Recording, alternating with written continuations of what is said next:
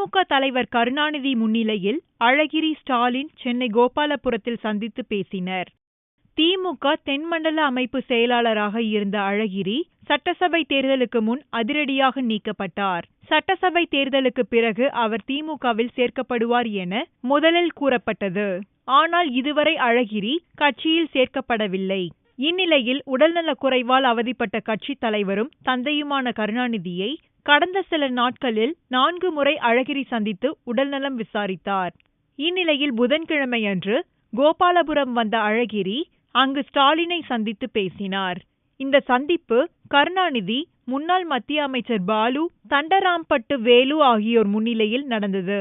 1 மணி நேர சந்திப்பிற்கு பின் அழகிரியும் ஸ்டாலினும் தனித்தனியாக அங்கிருந்து கிளம்பி சென்றனர். அடுத்த மாதம் சென்னை அறிவாலயத்தில் கூடும் திமுக செயற்குழு கூட்டத்தில் அழகிரி தொடர்பாக முக்கிய முடிவு எடுக்கப்பட உள்ளதாக தகவல்கள் தெரிவிக்கின்றன. அப்போது திமுக செயல் தலைவராக ஸ்டாலின் நியமிக்கப்படலாம் என்றும் கட்சி வட்டாரங்கள் தெரிவித்தன.